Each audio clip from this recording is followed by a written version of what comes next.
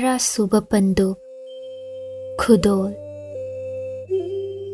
Thaudu nungdi thamoi nungi asukpa umangwo Sadlare nungairaki kombire Nokna chaikhre samu hakchang panganba Kanagi ikheng na tala upal mara phanghan Laiza natti Ikhaw lang labi kombire ikheng chuppi saglon khredo Nungjabi keku kumhai Lainungda khutsa thinduna keku maphongkre Pamubi kanagi chinbalgi wangang ado yathangra ningaira laknaribra Akhangbatana khangbani Khangloi lepana chenbani Thawaidi setkragani Tamlamki aroiba khudol amakhakti Kayadi pamure nungshiba ado Leptana lakpani Nini matung kasar leibak yaure Hana mapham khangbani Kayarakno sumachatluraba kasar Lambi thong khangi munna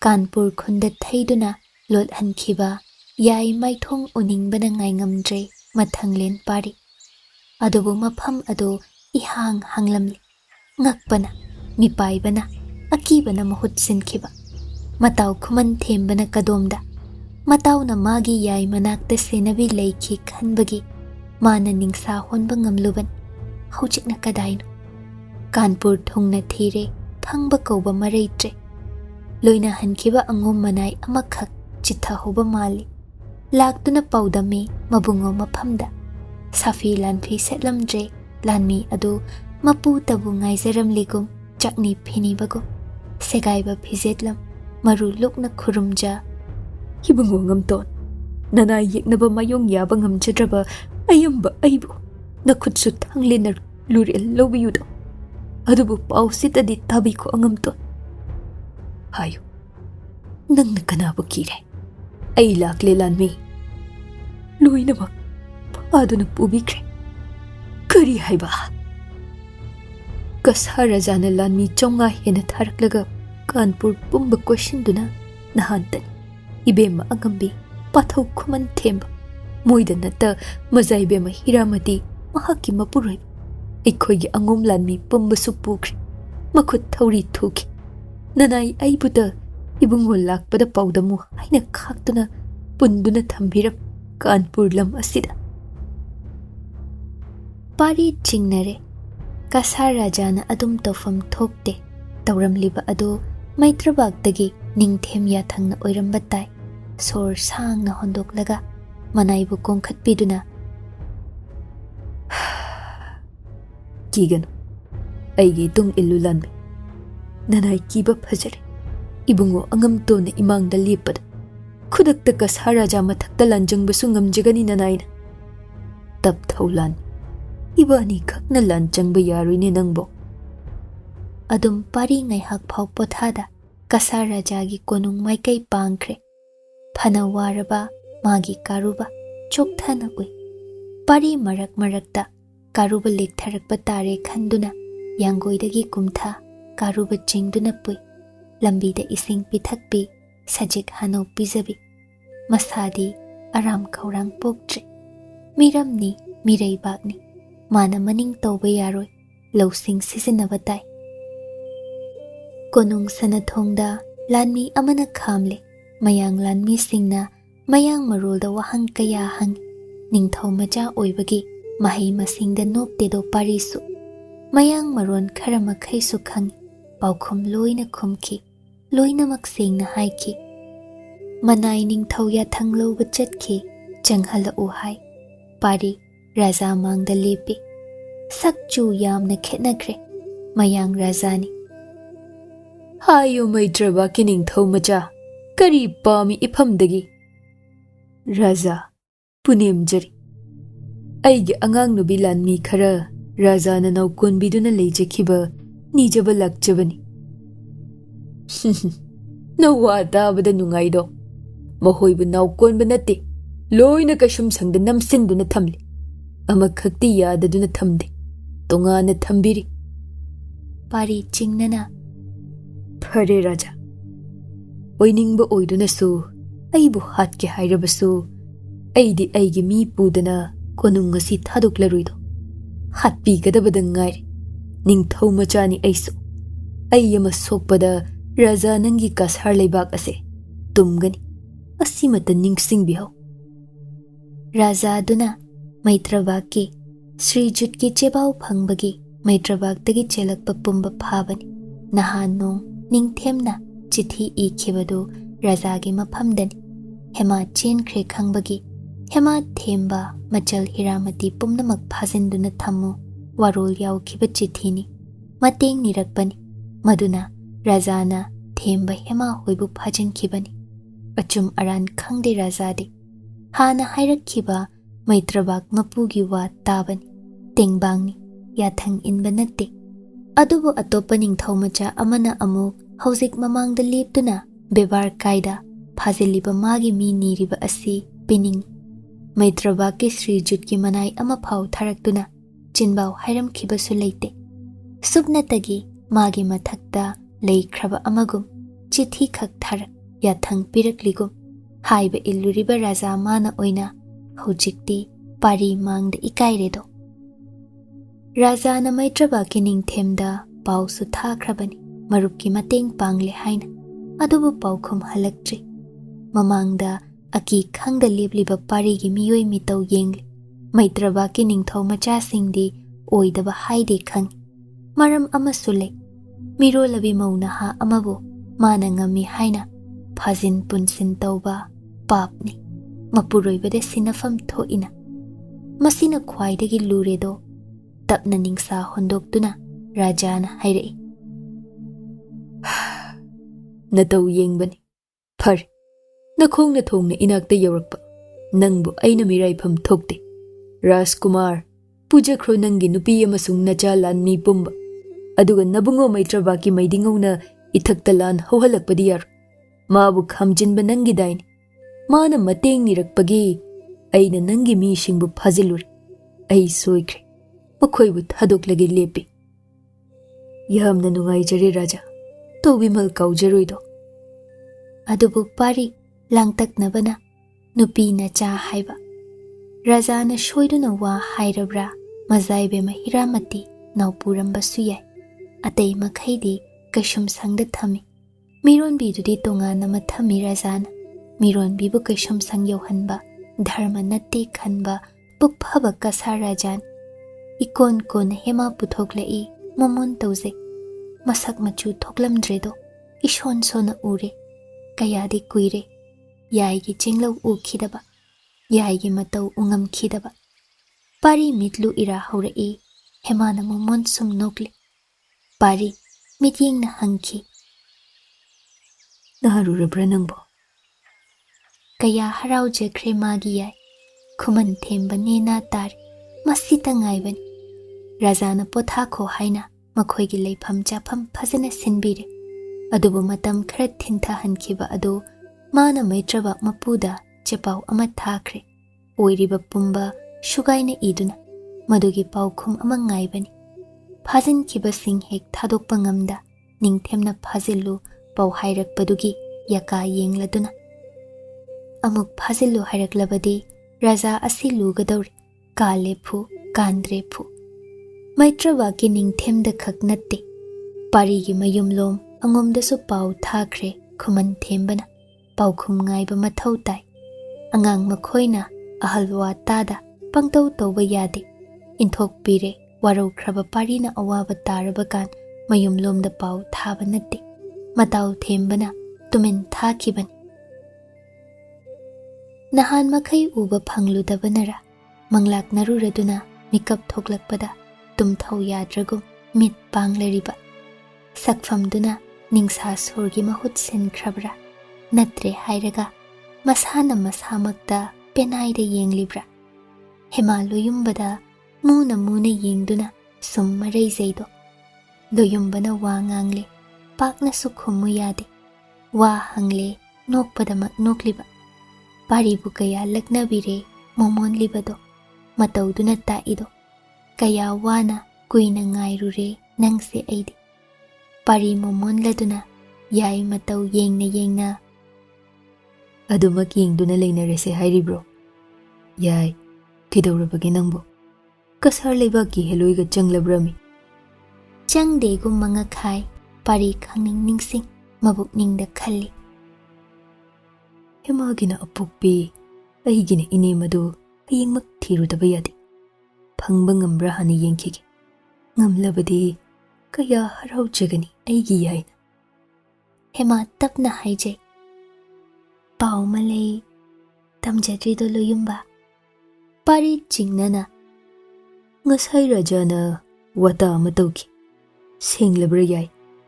Hema ꯅꯣꯛꯄꯗꯃꯛ ꯅꯣꯛꯏ꯫ ꯄꯥꯔꯤ ꯍꯦꯃꯥꯕꯨ ꯃꯊꯥꯗ ꯄꯨꯁꯤꯟ ꯊꯃꯣꯏ ꯃꯄꯥꯗ ꯃꯀꯣꯛ ꯉꯥꯊꯍꯟꯗꯨꯅ ꯑꯩꯕꯨ ꯉꯥꯛꯎꯀꯣ ꯌꯥꯏ꯫ ꯀꯌꯥ ꯀꯨꯏꯅ ꯑꯩꯅ ꯅꯪꯕꯨ ꯅꯗꯣꯝ ꯍꯨꯟꯗꯣꯛꯄꯤꯕꯗꯣ, ꯑꯗꯨꯕꯨ ꯅꯇꯣꯝꯇꯁꯨ ꯑꯣꯏꯔꯝꯗ꯭ꯔꯦ꯫ ꯅꯪꯒꯤ ꯁꯤꯌꯨꯝ ꯅꯨꯡꯒꯤ ꯅꯋꯥ ꯑꯩꯒꯤꯅ ꯊꯋꯥꯏ ꯑꯗꯨꯁꯨ꯫ ꯄꯥꯡꯗ꯭ꯔꯕ ꯑꯩꯕꯨ ꯅꯪꯅ ꯉꯥꯛꯎꯀꯣ ꯌꯥꯏ꯫ ꯀꯔꯤꯒꯤ ꯁꯣꯟꯊꯕꯤꯕꯅꯣ ꯑꯗꯣꯝ ꯇꯥꯛꯄꯤꯅꯕ ꯅꯅꯥꯎ ꯑꯣꯏꯕꯤꯗ ꯂꯣꯌꯨꯝꯕ?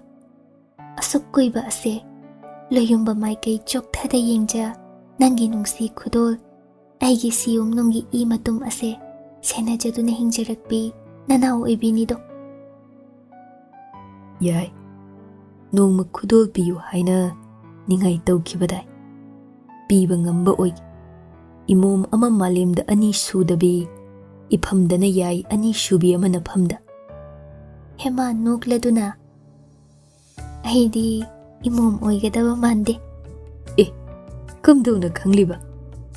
ꯈꯪꯗꯦ, ꯃꯪꯍꯥꯗ ꯅꯤꯄꯥ ꯃꯆꯥ ꯑꯃ ꯑꯗꯨꯃꯛ ꯎꯏꯗꯣ ꯑꯩꯕꯨ ꯃꯨꯅ ꯃꯨꯅ ꯌꯦꯡꯂꯤꯕ, ꯏꯃꯣꯝ ꯃꯥꯟꯗꯦ ꯑꯗꯨꯅ꯫ ꯄꯥꯔꯤ ꯅꯣꯛꯂꯗꯨꯅ ꯏꯃꯣꯝ ꯄꯥꯝꯂꯤꯕꯅꯤꯅꯦ ꯑꯩꯗꯤ, ꯃꯇꯨꯡꯗ ꯂꯩꯔꯤꯗꯅ꯫ ꯍꯦꯃꯥ ꯏꯀꯥꯏꯈ꯭ꯔꯗꯨꯅ ꯑꯩꯕꯨꯗꯤ ꯐꯨ ꯆꯩꯕꯤꯗꯦ ꯃꯌꯥꯡ ꯁꯤꯐꯥꯏꯁꯤꯡꯁꯤꯅ꯫ ꯈꯨꯃꯟ ꯏꯕꯨꯡꯅ ꯑꯩꯒꯤ ꯐꯤꯕꯝ ꯑꯁꯦ ꯃꯈꯣꯏꯗ ꯈꯪꯍꯟꯕꯗ ꯑꯩꯕꯨ ꯂꯨꯅ ꯇꯧꯕꯤ꯫ ꯙꯔꯃ ꯂꯩ ꯃꯈꯣꯏꯁꯦ꯫ ꯊꯨꯅ ꯍꯜꯂꯁꯤ꯫ ꯅꯪꯕꯨ ꯑꯁꯨꯝ ꯂꯝꯐꯩꯗ ꯊꯥꯗꯣꯛꯄ ꯑꯩ ꯉꯝꯂꯔꯣꯏ꯫ ꯑꯩꯁꯦ ꯄꯥꯡꯗ꯭ꯔꯕ ꯑꯃ ꯑꯣꯏꯔꯕꯅꯤꯅꯦ ꯅꯐꯝꯗꯗꯤ꯫ ꯑꯗꯨꯝꯅ ꯇꯥꯛꯄꯤꯒꯅꯣ, ꯏꯁꯨꯝꯂꯥꯡꯒꯤ ꯑꯗꯨꯝ ꯑꯣꯏꯈꯤꯕꯅꯤ꯫ ꯅꯇꯨꯡ ꯏꯟꯖꯕꯅ ꯑꯩꯒꯤ ꯑꯄꯦꯟꯕꯅꯤ ꯂꯣꯌꯨꯝꯕ꯫ ꯀꯨꯏꯅ ꯇꯥꯔꯨꯗ꯭ꯔꯕ ꯈꯣꯏꯗꯥꯖꯕ ꯃꯤꯡꯒꯧ ꯍꯟꯖꯤꯟ ꯍꯟꯖꯤꯟ ꯃꯥꯒꯤ ꯌꯥꯏ ꯆꯤꯟꯕꯥꯜꯗꯒꯤ ꯃꯇꯥꯔꯕꯁꯨ ꯄꯦꯅꯥꯏꯗ꯭ꯔꯦꯗꯣ ꯄꯥꯔꯤ ꯄꯤꯁꯛ꯫ ꯃꯥꯡ ꯇꯨꯡ ꯅꯥꯛ ꯌꯦꯠꯇ ꯂꯥꯟꯖꯥꯎ ꯄꯔꯦꯡ ꯂꯦꯡꯂꯤ꯫ ꯑꯗꯨꯕꯨ ꯀꯔꯤ ꯖꯥꯗꯨꯕꯨ ꯄꯨꯕꯤꯅꯣ, ꯃꯥꯒꯤ ꯌꯥꯏ ꯃꯁꯛ ꯎꯕꯗ ꯄꯨꯝꯅꯃꯛ ꯏꯪꯍꯟꯕ ꯉꯝꯃꯤ꯫ ꯌꯦꯡꯂ ꯌꯦꯡꯂꯒ ꯅꯨꯡꯁꯤꯃꯟꯈ꯭ꯔꯗꯨꯅ ꯃꯃꯤꯠ ꯇꯣꯏꯅ ꯀꯨꯞꯄꯤ ꯄꯥꯔꯤ꯫ ꯑꯗꯨꯝ ꯍꯤꯡꯅꯤꯡꯕꯅꯤ ꯏꯪꯅ ꯆꯤꯛꯅ, ꯑꯗꯨꯕꯨ ꯑꯁꯥꯕ ꯃꯩꯅꯨꯡꯗ ꯃꯩ ꯑꯣꯏꯅ ꯆꯣꯡꯁꯤꯜꯂꯨꯕ ꯇꯥꯔꯤ꯫ ꯑꯌꯤꯡꯕ ꯎꯟꯒꯤ ꯀꯣꯝꯗ ꯎꯟ ꯑꯣꯟꯗꯨꯅ ꯂꯩꯔꯨꯕ ꯇꯥꯏ꯫ ꯅꯤꯡꯊꯧ ꯃꯆꯥ ꯑꯣꯏꯕ ꯂꯥꯏꯗꯦ꯫ ꯅꯣꯡ ꯍꯦꯛ ꯉꯥꯟꯕꯒ ꯄꯥꯔꯤ ꯀꯥꯔꯨꯕ ꯊꯧꯈ꯭ꯔꯦ, ꯃꯇꯥꯎ ꯈꯨꯃꯟ ꯊꯦꯝꯕ ꯂꯣꯏꯅꯈꯤ꯫ ꯁꯨꯝ ꯀꯣꯏꯊꯣꯛꯂꯨꯕꯅꯤ ꯍꯥꯏꯔꯝꯈꯤ, ꯑꯗꯨꯕꯨ ꯍꯦꯃꯥ ꯆꯤꯡꯅꯍꯧꯏ꯫ ꯃꯐꯝ ꯑꯗꯨꯗ ꯃꯥ ꯂꯩꯅꯤꯡꯗ꯭ꯔꯦ꯫ ꯀꯔꯤ ꯑꯣꯏꯔꯛꯀꯅꯤ ꯃꯤꯄꯥꯏꯔꯦ, ꯃꯇꯣꯝꯇꯁꯨ ꯅꯠꯇ꯭ꯔꯦꯗꯣ꯫ ꯄꯤꯕꯨꯛꯅꯨꯡꯗ ꯃꯊꯪꯂꯦꯟ ꯏꯁꯦꯡ ꯊꯋꯥꯏ ꯃꯤꯇꯝꯈ꯭ꯔꯕꯅꯤ꯫ ꯊꯦꯝꯕꯁꯨ ꯅꯍꯥꯟ ꯃꯈꯩ ꯊꯤꯐꯝ ꯍꯪꯐꯝ ꯈꯪꯗ ꯂꯩꯕꯅꯤ,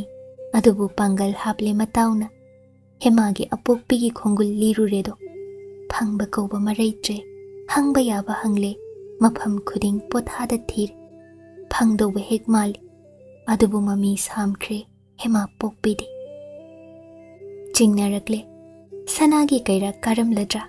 ꯄꯥꯎꯗꯨ ꯇꯥꯕꯗ ꯑꯁꯥ ꯃꯆꯦꯠ ꯑꯃꯒ ꯂꯣꯏꯅꯅ ꯃꯥꯅ ꯍꯜꯂꯛꯄ ꯉꯥꯏꯍꯧꯔꯤꯕꯤ ꯃꯥꯒꯤ ꯌꯥꯏꯅ ꯀꯔꯤ ꯑꯣꯏꯕ?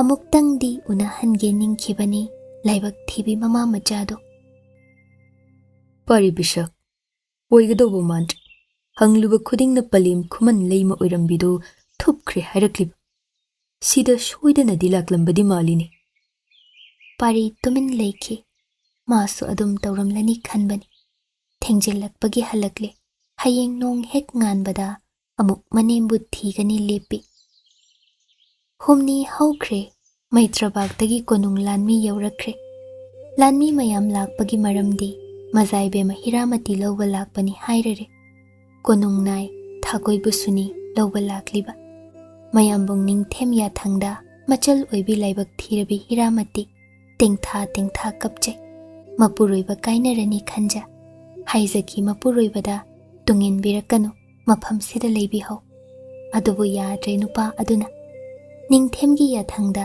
ꯃꯆꯜ ꯑꯃꯁꯨꯡ ꯃꯥꯕꯨ ꯍꯨꯈꯤꯕ ꯅꯤꯄꯥ ꯑꯗꯨ ꯄꯨꯔꯛꯇꯕ ꯌꯥꯗꯦ ꯑꯁꯤꯟ꯫ ꯔꯥꯖꯥꯅꯁꯨ ꯁꯤꯟꯅꯈ꯭ꯔꯦ꯫ ꯌꯦꯠꯄ ꯌꯥꯕ ꯃꯇꯥꯡ ꯅꯠꯇꯦ꯫ ꯍꯨꯗꯨꯅ ꯆꯦꯟꯈꯤꯕ ꯃꯆꯜꯗꯨ ꯃꯕꯨꯡꯅ ꯂꯧꯕ ꯂꯥꯛꯄꯗ ꯁꯤꯟꯅꯐꯝ ꯊꯣꯛꯏꯗꯣ꯫ ꯍꯤꯔꯥꯃꯇꯤ ꯂꯥꯟꯃꯤꯅ ꯊꯧꯒꯜ ꯇꯧ ꯁꯒꯣꯜ ꯒꯥꯔꯤꯗ ꯍꯥꯞꯈ꯭ꯔꯦ꯫ ꯃꯥꯒꯤ ꯅꯨꯄꯥ ꯑꯗꯨꯁꯨ ꯐꯥꯖꯤꯟꯈ꯭ꯔꯦ꯫ ꯈ꯭ꯋꯥꯏꯗꯒꯤ ꯂꯨꯔꯤꯕꯅ ꯍꯤꯔꯥꯃꯇꯤ ꯃꯤꯔꯣꯜꯂꯕꯤꯅꯤ꯫ ꯃꯥꯒꯤ ꯃꯔꯥꯏꯕꯛꯅ ꯀꯔꯤ ꯑꯣꯏꯕ? ꯃꯖꯥꯏꯕꯦꯝꯃ ꯑꯣꯏꯔꯨꯕꯤ ꯀꯌꯥ ꯋꯥꯔꯕ꯫ ꯊꯥꯒꯣꯏꯕꯨꯁꯨ ꯄꯨꯈ꯭ꯔꯦ꯫ ꯍꯦꯃꯥꯅ ꯊꯥꯒꯣꯏ ꯃꯇꯧ ꯌꯦꯡꯉꯝꯍꯧꯗꯦ꯫ ꯊꯥꯒꯣꯏꯕꯨꯗꯤ ꯑꯍꯛꯄ ꯗꯟꯗꯤ ꯄꯤꯔꯣꯏ ꯊꯥꯖꯩ꯫ ꯄꯥꯔꯤ ꯍꯣꯏꯗ ꯍꯣꯏ ꯃꯥꯏ ꯍꯥꯏꯔꯝꯗ ꯍꯟꯈ꯭ꯔꯦ ꯀꯣꯅꯨꯡ ꯂꯥꯟꯃꯤ꯫ ꯅꯨꯡꯉꯥꯏꯇꯅ ꯍꯦꯃꯥ ꯃꯁꯨꯡ ꯃꯃꯥꯟꯅꯕꯤ ꯑꯣꯏꯕꯤ ꯌꯥꯕꯤ ꯍꯤꯔꯥꯃꯇꯤ ꯃꯇꯧ ꯌꯦꯡꯉꯝꯗ ꯌꯦꯡꯍꯧꯏ꯫ ꯁꯣꯏꯗꯅ ꯅꯤꯡꯊꯦꯝꯅ ꯍꯤꯔꯥꯃꯇꯤ ꯂꯧꯕ ꯃꯤꯆꯝ ꯃꯕꯨꯡ ꯑꯣꯏꯕ ꯑꯗꯨ ꯊꯋꯥꯏ ꯂꯧꯕꯤꯈꯤꯗ꯭ꯔꯥ ꯀꯤꯈꯤꯕꯅ꯫ ꯈꯨꯃꯟ ꯊꯦꯝꯕꯅ ꯃꯊꯥ ꯁꯥꯕꯅ ꯍꯤꯔꯥꯃꯇꯤꯅ ꯀꯣꯅꯨꯡꯗ ꯌꯧꯈ꯭ꯔꯒ ꯀꯔꯝ ꯃꯥꯕꯨ ꯍꯨꯈꯤ ꯋꯥꯍꯪ ꯄꯥꯎꯍꯪꯂꯛꯂꯒꯅꯤ꯫ ꯃꯥ ꯄꯥꯔꯤ ꯆꯦꯟꯐꯝ ꯂꯩꯇ ꯆꯦꯟꯅꯔꯅꯤ꯫ ꯗꯟꯗ ꯄꯤꯔꯒꯅꯤ꯫ ꯃꯁꯤꯒꯤꯗꯃꯛ ꯃꯇꯥꯡ ꯆꯥꯕ ꯉꯥꯏꯗꯨꯅ ꯅꯤꯡꯊꯦꯝꯅ ꯄꯣꯔꯝ ꯄꯨꯝꯕ ꯑꯁꯤ ꯁꯤꯜꯂꯛꯂꯤꯕꯅꯤ꯫ ꯏꯀꯥꯟ ꯀꯥꯟꯅꯗ ꯅꯨꯃꯤꯗꯥꯡ ꯋꯥꯏꯔꯝꯗ ꯑꯉꯣꯝ ꯂꯥꯟꯃꯤ ꯇꯦꯡꯒꯣꯜ ꯊꯨꯡꯂꯔꯦ꯫ ꯂꯟꯆꯦꯟꯕꯅ ꯂꯨꯆꯤꯡꯂꯛꯏ꯫ ꯔꯥꯖꯥꯒ ꯎꯅꯈ꯭ꯔꯦ꯫ ꯃꯅꯥꯎꯁꯤꯡ ꯂꯧꯕ ꯂꯥꯛꯄꯅꯤ, ꯄꯤꯅꯕꯤꯔꯣ ꯕꯦꯚꯥꯔꯒ ꯂꯣꯏꯅꯅ ꯍꯥꯏꯔꯔꯦ꯫ ꯌꯥꯗꯕ ꯉꯝꯗ꯭ꯔꯦ꯫ ꯃꯩꯇ꯭ꯔꯕꯥꯛ ꯃꯩꯗꯤꯉꯧꯗꯒꯤꯁꯨ ꯄꯥꯎ ꯌꯧꯔꯛꯈ꯭ꯔꯦ꯫ ꯇꯦꯛꯇ ꯀꯥꯏꯗꯅ ꯃꯤꯐꯥ ꯄꯨꯝꯕ ꯊꯥꯗꯣꯛꯄꯤꯔꯛꯂꯣ꯫ ꯇꯦꯡꯕꯥꯡꯒꯤ ꯂꯃꯟ ꯁꯣꯏꯗꯅ ꯁꯤꯡꯖꯒꯅꯤ ꯊꯥꯒꯠꯆꯔꯤ ꯍꯥꯏꯅ ꯁꯤꯟꯅꯔꯛꯂꯦ ꯄꯨꯝꯅꯃꯛ꯫ ꯄꯥꯔꯤ ꯃꯌꯥꯝꯕꯨꯡ ꯎꯕꯗ ꯈꯧꯇꯛꯇꯤ ꯆꯥꯏ꯫ ꯑꯗꯨꯕꯨ ꯆꯠꯇꯕ ꯌꯥꯗꯦ꯫ ꯂꯟꯆꯦꯟꯕ ꯃꯅꯥꯎꯗ ꯍꯟꯅ ꯌꯦꯡꯗꯦ꯫ ꯃꯅꯥꯎꯅꯨꯄꯤ ꯍꯦꯃꯥꯗ ꯌꯦꯡꯂꯨꯏ꯫ ꯀꯩꯁꯨꯗꯤ ꯍꯥꯏꯗꯦ꯫ ꯑꯉꯨꯝ ꯀꯣꯅꯨꯡꯅ ꯃꯈꯣꯏꯕꯨ ꯉꯥꯏꯔꯦ꯫ ꯗꯟꯗ ꯄꯔꯦꯡ ꯃꯤꯆꯩ ꯆꯕꯨꯜꯅ ꯑꯣꯛꯂꯒꯅꯤ꯫ ꯈꯨꯃꯟ ꯊꯦꯝꯕꯅ ꯀꯝꯗꯧꯕ? ꯃꯥꯗꯤ ꯃꯤꯆꯝꯅꯤ꯫ ꯑꯉꯝ ꯑꯊꯧ ꯃꯔꯩꯗ ꯏꯆꯦꯟ ꯆꯦꯟꯅꯔꯦꯗꯣ꯫ ꯄꯥꯔꯤꯅ ꯈꯥꯃꯤ ꯊꯦꯝꯕꯕꯨ, ꯏꯇꯥꯎ, ꯅꯪ ꯁꯤꯗ ꯃꯇꯝ ꯈꯔ ꯂꯩꯊꯍꯧꯗꯣ꯫ ꯏꯃꯥ ꯄꯥꯕꯒꯤ ꯋꯥꯒꯅꯨ꯫ ꯃꯈꯣꯏꯕꯨ ꯑꯩꯅ ꯃꯐꯝ ꯆꯥꯕꯗ ꯂꯣꯠꯇꯨꯅ ꯐꯖꯅ ꯂꯩꯍꯜꯂꯤꯗꯣ꯫ ꯅꯪ ꯂꯩꯊꯍꯧꯈꯣ꯫ ꯈꯨꯗꯣꯡ ꯊꯤꯔꯒꯅꯤ ꯅꯪꯅ ꯑꯩꯒ ꯂꯣꯏꯅꯅ ꯃꯩꯇ꯭ꯔꯕꯥꯛꯇ ꯂꯥꯛꯂꯕꯗꯤ꯫ ꯊꯦꯝꯕ ꯌꯥꯗꯕ ꯉꯝꯗ꯭ꯔꯦ꯫ ꯑꯥ ꯌꯧꯔꯨꯕꯗ ꯅꯤꯡꯊꯦꯝꯅ ꯍꯥꯠꯀꯦ ꯉꯥꯏꯔꯝꯂꯅꯤ꯫ ꯃꯩꯔꯤꯉꯧ ꯁꯤꯡꯅꯔꯝꯕꯗꯤ ꯊꯋꯥꯏ ꯃꯥꯡꯕ ꯁꯣꯏꯔꯣꯏꯗꯣ꯫ ꯕꯤꯗꯥꯏ ꯄꯤꯔꯛꯂꯦ꯫ ꯑꯉꯣꯝ ꯈꯛꯇꯃꯛ ꯍꯜꯂꯛꯂꯦ꯫ ꯆꯨꯝꯂꯕꯅꯤ꯫ ꯈꯨꯃꯟ ꯊꯦꯝꯕꯅ ꯅꯤꯡꯊꯦꯝꯒ ꯋꯥ ꯌꯥꯁꯤꯟꯅꯔꯒ ꯅꯥꯟꯊꯣꯛꯂꯛꯉꯩꯗ ꯃꯥꯒꯤ ꯃꯃꯥ ꯃꯄꯥꯕꯨꯁꯨ ꯊꯥꯗꯣꯛꯍꯟꯈꯤ꯫ ꯅꯤꯡꯊꯦꯝ ꯃꯐꯝꯗ ꯄꯥꯔꯤ ꯃꯈꯨꯠꯃꯛꯅ ꯗꯟꯗ ꯄꯤꯒꯦ ꯍꯥꯏꯔꯝꯈꯤ꯫ ꯑꯗꯨꯒ ꯃꯆꯜ ꯍꯦꯃꯥꯕꯨ ꯍꯨꯔꯨ ꯅꯤꯡꯊꯦꯝ ꯃꯐꯝꯗ ꯁꯤꯟꯅꯔꯒꯦ ꯍꯥꯏꯅ꯫ ꯄꯥꯔꯤꯕꯨꯗꯤ ꯊꯥꯡꯅ ꯊꯤꯜꯂꯝꯂꯦ꯫ ꯑꯗꯨꯕꯨ ꯍꯦꯃꯥꯗꯤ ꯁꯤꯟꯅꯈꯤꯗ꯭ꯔꯦ꯫ ꯃꯁꯤꯅ ꯌꯥꯅꯈꯤꯕ ꯊꯨꯒꯥꯏꯈꯤꯕꯒꯤ ꯊꯦꯝꯕꯒꯤ ꯃꯔꯥꯜ ꯑꯣꯏꯈ꯭ꯔꯕꯅꯤ꯫ ꯃꯔꯥꯜ ꯑꯁꯤꯅ ꯃꯥꯒꯤ ꯃꯪꯐꯝꯅꯤ꯫ ꯑꯗꯨꯝ ꯍꯦꯃꯥꯒꯤ ꯑꯄꯣꯛꯄꯤ ꯎꯅꯕ ꯐꯪꯂꯛꯇꯦ꯫ ꯄꯂꯦꯝ ꯑꯣꯏꯕꯤ ꯂꯥꯏꯕꯛ ꯊꯤꯕꯤꯗꯣ ꯁꯪꯁꯥꯔꯁꯤꯗꯒꯤ ꯊꯨꯞꯈ꯭ꯔꯦ ꯍꯥꯏꯕ ꯄꯥꯎꯗꯣ ꯄꯥꯔꯤꯅ ꯍꯦꯃꯥꯗ ꯇꯝꯗꯦ꯫ ꯀꯣꯟꯅ ꯑꯃꯨꯛ ꯊꯤꯕ ꯂꯥꯛꯀꯅꯤ ꯁꯣꯏꯗꯅ ꯍꯥꯏꯅ ꯊꯦꯝꯕꯤ꯫ ꯅꯤꯡꯉꯝꯗ ꯍꯦꯃꯥ ꯍꯟꯈꯤꯕ ꯇꯥꯔꯦ꯫ ꯄꯣꯊꯥ ꯄꯣꯊꯥ ꯂꯥꯛꯄꯅ ꯑꯉꯣꯝ ꯀꯣꯅꯨꯡ ꯌꯧꯔꯦ꯫ ꯁꯅꯊꯣꯡ ꯂꯥꯟꯁꯤꯟꯗ꯭ꯔꯦ꯫ ꯂꯩꯃ ꯅꯤꯡꯊꯧ ꯑꯅꯤ ꯂꯦꯞꯇꯨꯅ ꯃꯆꯥ ꯃꯃꯧꯕꯨ ꯉꯥꯏꯔꯝꯂꯤ꯫ ꯄꯥꯔꯤ ꯁꯨꯝ ꯂꯦꯞꯍꯧꯏ꯫ ꯍꯦꯃꯥ ꯐꯤꯖꯤ ꯃꯀꯣꯛꯇ ꯀꯨꯞꯆ ꯃꯅꯦꯝ ꯃꯀꯨ ꯈꯣꯡꯁꯣꯛꯅ ꯈꯨꯔꯨꯝꯖꯩ꯫ ꯄꯥꯕꯨꯡ ꯅꯤꯡꯊꯧ, ꯏꯃꯥ ꯂꯩꯃ, ꯄꯪꯂꯕꯤ ꯅꯃꯧꯕꯨ ꯉꯥꯛꯄꯤꯌꯨ꯫ ꯍꯟꯖꯤꯟ ꯍꯟꯖꯤꯟ ꯍꯥꯏꯖꯩ꯫ ꯄꯥꯔꯤꯗꯤ ꯇꯥꯟꯊꯣꯛꯈ꯭ꯔꯕꯅꯤꯅ ꯀꯧꯁꯤꯜꯂꯛꯇ꯭ꯔꯤ ꯐꯥꯎ ꯌꯥꯊꯪ ꯐꯪꯗ꯭ꯔꯤ ꯐꯥꯎ ꯆꯪꯐꯗꯦ꯫ ꯃꯁꯤ ꯅꯤꯌꯝꯅꯤ꯫ ꯁꯨꯝ ꯂꯦꯞꯄꯤ꯫ ꯈꯨꯔꯥꯏ ꯂꯩꯃꯅꯁꯨ ꯉꯥꯏꯔꯤ ꯃꯤꯀꯨꯞꯇꯨꯗꯁꯨ ꯃꯆꯥꯅ ꯃꯐꯝꯗ ꯍꯥꯏꯕ ꯏꯟꯖꯔꯒꯦ ꯍꯥꯏꯔꯛꯄ ꯑꯗꯣ꯫ ꯑꯗꯨꯝ ꯃꯆꯥꯅ ꯍꯥꯏꯔꯛꯇ꯭ꯔꯕꯗꯤ ꯄꯤꯈꯤꯕ ꯌꯥꯊꯪ ꯃꯇꯨꯡ ꯏꯟꯅ ꯃꯆꯥꯕꯨ ꯉꯥꯛꯄꯤꯕ ꯌꯥꯗꯦ꯫ ꯄꯥꯔꯤ ꯑꯗꯨꯝ ꯍꯥꯏꯔꯣꯏꯁꯨ ꯈꯣꯝꯗꯣꯟꯕꯤꯅ ꯈꯪꯂꯦ꯫ ꯃꯃꯥꯏ ꯂꯩꯊꯣꯛꯏ꯫ ꯐꯤꯖꯤꯅ ꯃꯃꯥ ꯑꯣꯏꯕꯤꯗꯨ ꯃꯄꯤ ꯅꯥꯟꯊꯣꯛꯏ꯫ ꯉꯝꯒꯅꯤ ꯆꯠꯈ꯭ꯔꯗꯤ ꯀꯔꯤꯒꯤ ꯋꯥꯊꯣꯛ ꯂꯥꯟꯊꯣꯛ ꯊꯣꯛꯍꯟꯕꯅꯣ? ꯀꯔꯤꯁꯨ ꯃꯔꯤ ꯂꯩꯅꯗ꯭ꯔꯕ ꯑꯩꯈꯣꯏꯕꯨ ꯑꯃꯨꯛ ꯆꯦꯟꯅꯍꯟꯕꯅꯣꯅꯦ ꯍꯥ ꯇꯣꯝꯕꯤ? ꯍꯦꯃꯥ ꯃꯔꯨ ꯂꯨꯏ꯫ ꯃꯀꯨꯅ ꯈꯣꯝꯗꯣꯟꯕꯤꯕꯨ ꯈꯥꯝꯖꯤꯜꯂꯤ꯫ ꯑꯣꯟꯊꯣꯛꯏꯗꯀꯣ ꯂꯩꯃ, ꯂꯝꯁꯥꯡ ꯂꯥꯛꯄ ꯅꯆꯥ ꯅꯃꯧ ꯑꯗꯨꯝ ꯆꯩꯐꯗꯦꯅꯦ꯫ ꯏꯕꯨꯡꯉꯣ, ꯑꯥꯗꯒꯤ ꯁꯟꯊꯣꯡ ꯋꯥꯡꯃꯗ ꯂꯦꯞꯂꯤꯕ ꯑꯁꯦ ꯑꯩ ꯀꯅꯥꯅꯣ ꯃꯁꯛ ꯈꯪꯗꯦ꯫ ꯃꯁꯥꯒꯤ ꯋꯥꯁꯛ ꯉꯥꯛꯇ꯭ꯔꯤ ꯐꯥꯎꯕꯗꯤ ꯈꯣꯡꯒꯨꯜ ꯇꯥꯕ ꯌꯥꯗꯦ ꯑꯉꯣꯝꯁꯤꯗ꯫ ꯃꯥꯒꯤ ꯃꯐꯝ ꯄꯤꯕ ꯉꯝꯗꯦ꯫ ꯇꯣꯝꯕꯤ, ꯅꯪꯁꯨ ꯅꯄꯨꯔꯣꯏꯕ ꯇꯨꯡꯏꯟꯅꯧ꯫ ꯈꯪꯖꯧ, ꯅꯪꯒꯤ ꯃꯐꯝꯁꯨ ꯂꯩꯇꯦ ꯑꯉꯣꯝꯁꯤꯗ ꯇꯣꯝꯕꯤ꯫ ꯍꯦꯃꯥ ꯌꯥꯊꯪ ꯏꯟꯖꯒꯦꯒꯨꯝ ꯃꯔꯨ ꯂꯨꯏ꯫ Matangduda parina tapna mamabu nungsina yengja. Adutadi tawbiganudo ima leima. Namause matomtana oirabadi ai pujakige. Adubu yai masaga loinariba nasu iseng asibu inthokpibadi haunabrado. Khomdonbi atay pumba swai lawi khudakta khol kalapna. Hai, Tombi, hairibasi chumlabra. Hema tapna. Achumbani ima leima. Kayam kuire. Thabum ama khara hele namauna khangjaba. Khomdonbi khudakta mamau bahaugat pire konsin pire chetna parida mityeng thamduna. Phare, matom na tanatre. Isu isengsigi khanduna mahabudi inaksida thamdaba yadre. Haira roidra nangbo imagi pari pisa. Hoi hayugaba nangbo. Wasak ngaklogaba nangbo. Nachabu ngakpiyo ima leim. Khurai leima khumkhide mapaning thau sauna manung kanba machada mityengli. Hai, waraktaba nang ija natraban. Chatkro, nasakkadu yengningdene. Pari makuk nonna apokpa yathang phigau sana yajarigum lepi. Langmaining thauna macha Lanchenbada yengki mityeng ama. Khangki apokpagi mityeng manaw adugi atopa mafam amada leifam chafam sillu haiban. Hema ningamdana luyungba maika yengjaru. Amuksu kainaragadaba. Kayam kuina handakna. Mapuroibagi yathangdi ngakpatai. Sida lengdana leyu takna bikhiba leibatai. Tanna halakpiyu nanaw nakta haijay mityeng. Pari momon nokna mai leiki. Laptakna maraibakna leimay thengna kunduna. Mama mapa anidu punim jaramlaga. Magi karuba chingduna chatki. Khomdonbi machagi maikay chakna yenghau. Hemabu mamay leisinhan pusinki. Sum lapthoknaki. Numidang athengbaduda Lanchenba manawdagi hallu yade. Phagi dagi tokhai leinaba haibadu tar. Parina tapna. Iyamba ngamhan nanawgi wabiganudo. Khongdoibiro thengkhredo yamna. Hai, nathawra waraktaba. Leining leiribanine. Wata sibo. Tumin leyu. Kari haina krena yambung ning themgananga. Maabu moirang tana lan hobalaklami haina taido. Pau taraga heibu kanbibadi lakpide. Suk chawraba nangbu thainagum aina senabigadrado. Haina tambikidro. Pari mayambungda ningthemga chaina se haina khiba wadu lotsili. Wathok oigadaba wan. Iya sinakidre. Amukhana unakiba wari sakhiba tari yambunga. Adubu pari pisak nang sengna khanglabra. Na yambung ningthemna nafamdagi pamlibasi karino haibadi. Khangjade nana. Yambungdi ahibuta hatningba malido. Karigino. Nangbu hatninglibano ne mana. Nanaw khangjade. Pangida ko chawjarasu nangdi. Thainagi aina haina tambikhiba inaw pisak adu oirimal. Ahibu laknabiriba sibu iyamba. Aina chingnaribasi oigani. Pari pisak. Ningthemna pamlibasi atay kana nate. Inaw nupi ashibuni. Pari maya krak chi. Chingnarabani. Adubu aduk lemdaba lichat ama. Ningthem. Adusu maidingo amagi. Oiroi thazaduna lakpan.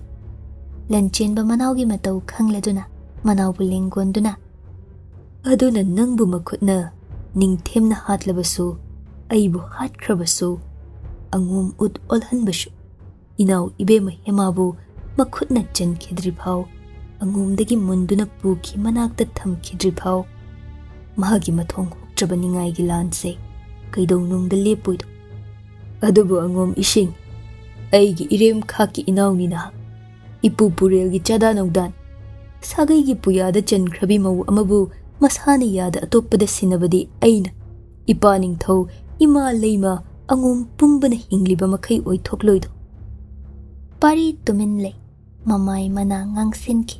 Aduk hainadre. Ningthemgi lichat aduda. Lanchenba haugatki tapna hairamki.